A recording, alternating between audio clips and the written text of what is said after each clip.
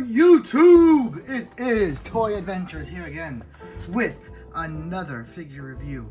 And today, guys, we are continuing from yesterday with the second figure I'm going to review from this line, and that is the Beasts of the Mesozoic Ceratopsian series, Nasutoceratops, or Nasutoceratops Tatusi. So, this is technically not the order I made.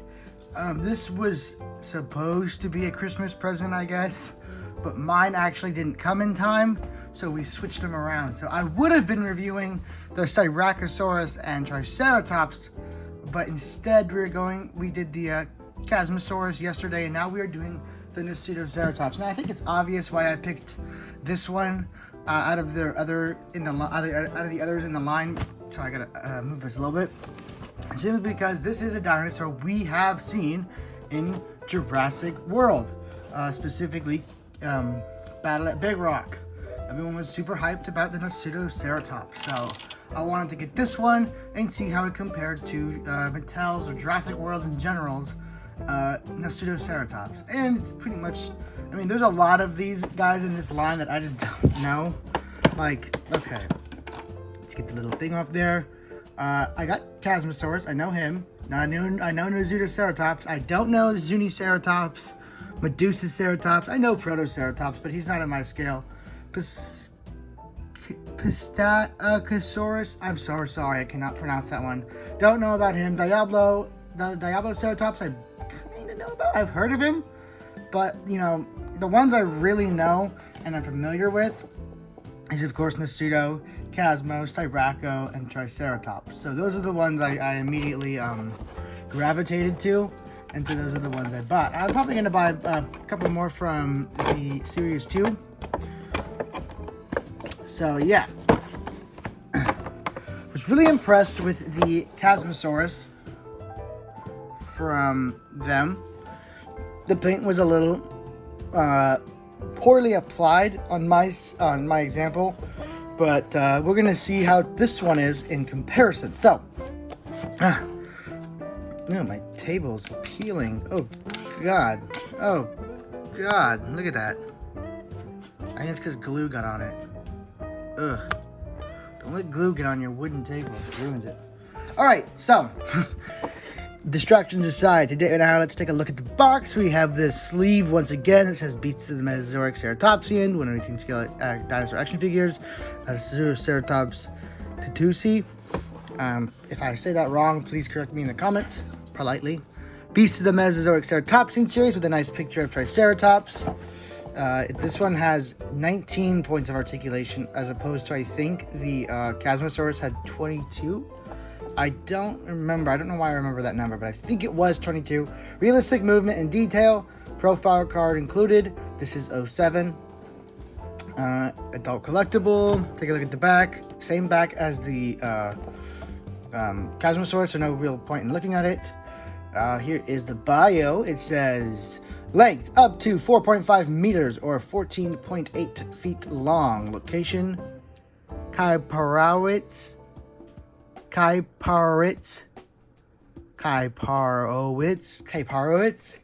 Formation, never heard of that. Utah, USA, late Cretaceous, 70.6 million years ago. Known for its large bull-like brow horns and large snout, Nasutoceratops is one of the only 3 Kentrosaurians found in southwestern USA. Closely related to the Avasoroceratops. I've never heard of these dinosaurs before. You know, I'm not a huge dinosaur expert. Nasutoceratops is known from only one specimen. See, I didn't know any of this. It's been a while since I've been a huge book reading nerd dinosaur kid. I mean, that was mainly me as a little kid. I should probably get back into that, so I'm a little more well versed with these new scientifically accurate dinosaurs. So that's pretty much it for the box. Let's go ahead and get this dinosaur open.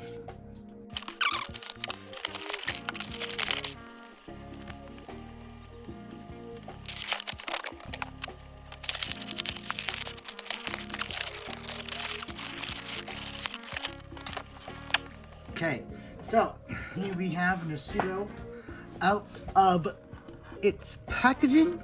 And this one, paint-wise, is a definite improvement over the Chasmosaurus, at least application-wise, but it is not perfect. So I'll get to that in a minute.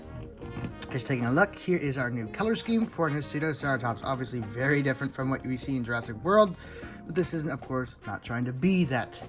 It is trying to be a scientifically accurate representation, and I feel like this is a nice color scheme. It's very vibrant, and I've heard from both sides of the community saying it's too vibrant, they look like Chaos Effect, or they look really pretty. And I'm on the side that these look beautiful.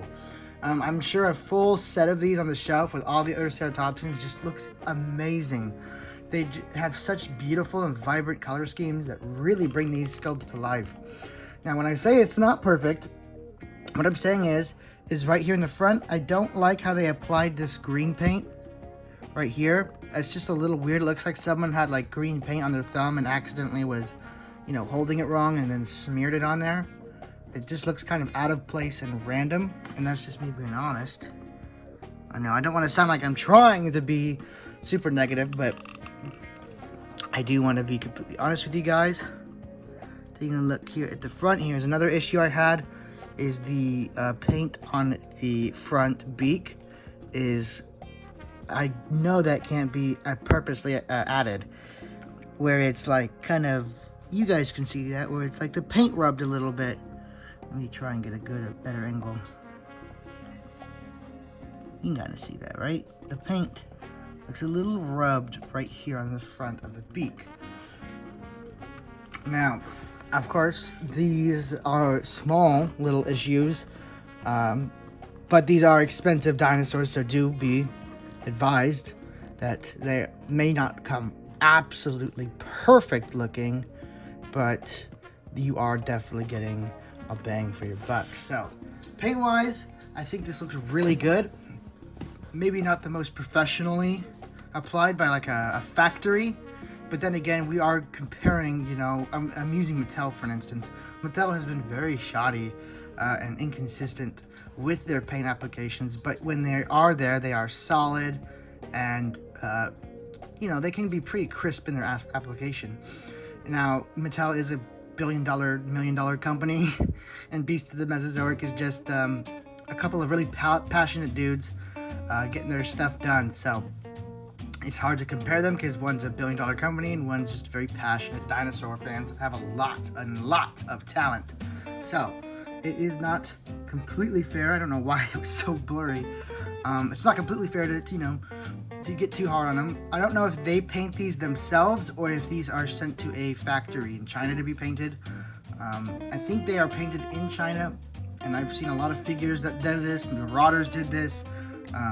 Dime Novel Legends does this, and their paint applications are, you know, pretty spot on. Really nice for a 1/18 scale figure. So I don't know exactly what's going on here, but it's just a little off. Hopefully it gets corrected later on, but it's just a little off. You know, certain things are wrong, and I'm sure other people might get more upset about it, but not me. I don't really let these things bug me. I just want to point them out because, of course, this is a review, and I have to be reviewing it. So, paint-wise, very good, but again, missed in a few spots.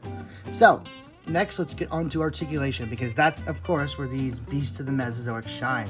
If it's not their amazing sculpt, it's their awesome articulation. So, starting from the front, of course, my favorite, I wish Mattel would do this, posable jaws. And just because the herbivores aren't eating people and attacking people doesn't mean they don't eat, okay? People like to pose them with their mouths open, Mattel. It's such an easy little joint to make. Just put it like a little hinge right there so you can open the mouth. You know, it's just, it adds a lot more. I kind of consider herbivore toys that have opening mouths fancy. You know, they're fancy. They let you pose the mouth. Until I really think you should start doing that. It's minimal. I don't care what people say. It is minimal articulation. If you can add a jaw hinge on a predator, you should do it with the herbivores. People like to show them eating plants. I mean, you can't do like... Imagine how many people would love to do little poses with, you know, the cute little dinosaur with his mouth full of greens and he's eating, he's happy. Can't do that with Mattel. You can just put their nose in it, you know? Little rant over. My bad. I keep doing that. Okay, moving back here to the neck. There is a ball joint here at the base of the head that lets you get pretty good range of motion. 360 degrees to be precise. Turning this joint alone allows about, let me get the second neck joint straight. That allows about that much of movement going on here in the neck. Moving to the other side, that's about as far as it goes. Now these horns are definitely separate pieces. I really am making the mistake of putting pressure on them. So do be gentle with these. I don't know if they will break off, but they do kind of feel a little iffy that you don't want to be, really putting pressure on them to move the joint. So I would suggest grabbing the head maybe like this. I don't know. It's hard to find a comfortable angle because I really don't want to break this because it's such an amazing figure. So taking a look here at the base of the neck, there is another ball peg that allows for 360 movement. And turning again like the Chasmosaurus is minimal, but in combination with the other neck joint, it really opens up the articulation, letting you get much better turning poses. Not perfect, but much better than what you're used to with especially herbivores who really don't get that good of toys because they're not really action based. They're kind of just prehistoric cows, as some people think of them, that they don't get the cool action poses that they should be able to get. So moving down here to the shoulder, you get 360 movement. You do, but I really don't want to test it. Oh wait, no, I said I do, so I got to show you guys. There you go. You see, I don't like doing it because it's a brand new figure and it's kind of stiff. So you do get 360 movement rotation here in the forearm or the shoulder. Moving it out, you can get it about that far, and then it can go in about that far. So, and then just like the Chasmosaurus, there is a hinge moving inward actually right here at the elbow. So instead of it bending this way, going back, it bends forward. So you can kind of have it, in those poses where it's maybe right at a pond or eating its leafy greens. And of course, the rotation is there. Stiff. I really don't like that sound, but I gotta show you guys. So, 360 degree rotation in both the shoulder and the forearm. Taking a look here at the little hand. The hand is extremely stiff, but it does have rotation. For right now, it's only letting me move it about that far up, but it can move about that far down, and rotation is there. Oh, that rotation actually really opened it up, so it can actually go up about, is that any different? I don't know if that's any different. I thought it opened it up. So, really good articulation in the front limbs. Pretty much any real pose you need to get with this is easily done. Some of the more, intricate poses may take a little bit more of a patient hand, but I'm sure you can get them pulled off with the right angle and with the camera. If it can't get a perfect turning pose, maybe there's ways where you can turn the camera to where it looks like a better turning pose. But the articulation there is very, very serviceable. So taking a look here at the mid-body articulation, this rotation is actually, a lot better than the Chasmosaurus. Look at this. What? So 360 movement in the mid-body articulation for the Nasutoceratops. Very nice. Don't know what pose you would need that kind of articulation for, but that's nice movement there in the mid-body. Unfortunately, the turning, no. The turning's good. You can actually get a lot of movement out of that. So in conjunction with all the other turning joints, you can really have this dude looking from one side, easily turn the body over to the next. Now, obviously from this angle, looking at it that way, it doesn't look too good, but when you switch it over here and all the joints kind of close in on each other, you get a much better looking pose. So coming back here to the back legs, there is a big old joint here in the back legs. They do rotate 360, but it is kind of at that angle where I've seen a lot of, not just dinosaur figures, but just big monster figures in general have this kind of leg articulation. I think a few Godzilla figures have them too. So when you twist them, the legs, when they're up, they kind of go out of an angle. Not a problem. I'm not saying it's a problem. I'm just noting that is the type of articulation it uses. So it does have good motion going out. So it can kick out about that far to the side. Can't really go in due to the shape of the articulation. That's about as much in as it's going to go, which is more like a default. Just a little bit more than default, because I feel like that's default. Yeah. So coming down here at the knee, of course, is there a bend? It's really stiff, you guys. It's really stiff. Okay. Okay. I got it to go. I got it to go. That was pretty... I know you're on your edge of your seat watching me do that on camera. If it was even on camera. So, the knee goes out about this far and can push back in about that far. So you do get those walking poses, and of course, like the Chasmosaurus, there is 2 joints down here at the leg. One for the ankle and one for the foot. So, the ankle, I believe, has 360 rotation. Yes. Okay, so there's 360 rotation in the ankle and in the foot, obviously, like the first 2 feet right here. And it goes in. Does it? Goes in barely, just about that far, and go out about that far. So minimal articulation down there, and of course, the foot goes in, goes up, twists around, and the tail is plugged on by a ball peg. So that completes the articulation of 19 points of articulation for this big dino. Very serviceable for the little dinosaur it is. It's actually not as big as... Whoa! It's actually not as big as you might think it is. It certainly looks bigger in pictures. It's actually not too big, and I'm going to show you guys just a moment when I compare it to other Nasutoceratopses. Primarily the one other one that came out. So, let's do some comparisons. So, can you guess what the first comparison is going to be? Yeah, you're right. No, you're wrong. It's going to be the Chasmosaurus. Yeah, I know you guys are thinking about. Okay, so comparing these two from the same line, obviously Chasmosaurus is the bigger boy, and I don't really know how big the Nasutoceratops is supposed to be, but we're gonna look that up in a moment, and I'll let you guys know. But before we do that, okay, here's the one you guys were expecting, the Mattel Nasutoceratops. Obviously, the Mattel one is bigger in pretty much every way.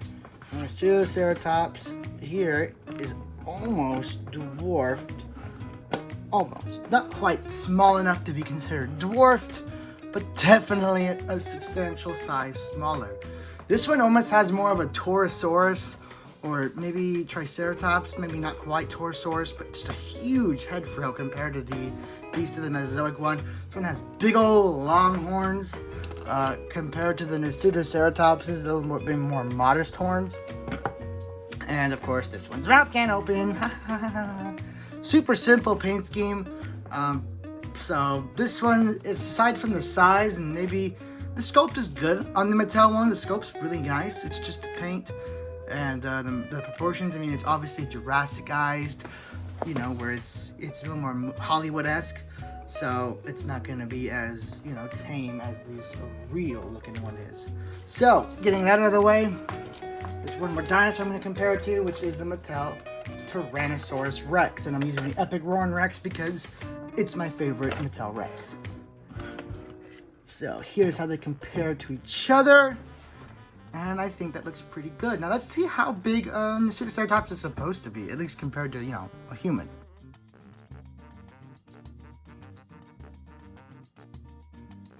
Okay, so now that we've taken a look at how it should be scaled, now we can clearly see that, of course, Beast of the Mesozoic comes out on top. It is the perfect size. Now, remember, these Marauders figures are a little bit bigger than they should be.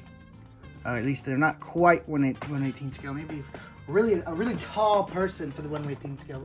Alright, so as you can see from the previous photo, Beast of the Mesozoic is coming out on top scale-wise. It is definitely the proper size a Nasutoceratops should be. Not saying that this one is bad, because it's not too much bigger, so if you want to have these two have similar paint schemes, which is what I think you should do, and then maybe use this one as the bigger alpha male, he's the big one, then that could totally work. Because they aren't too out of scale where it's unrealistic, but this one is a little bit smaller. So maybe this could be your female, this could be your big old buck looking out for the rest of the herd. I don't know, just an idea. That way, you know, because I still love the Mattel Nasutoceratops, but it definitely gets outshined by the Beast of the Mesozoic one. Not by a large margin when it comes to scaling and maybe the look of it, the sculpting, because, you know, Mattels are very nicely sculpted. It's just the paint and QC is a little off. So, guys, that's pretty much all I really had to say about this. Rating wise, I'm gonna give this one again another 9 out of 10. I'm not too hyped on the Nasutoceratops. I really didn't have that much of a connection with it growing up, and by not much I mean not at all. And by that I mean Jurassic World taught me what the Nasutoceratops was. So I'm not too crazy head over heels for this figure, but I think that's gonna change once I get to review the Styracosaurus and Triceratops after Christmas for you guys, because those are ones I love.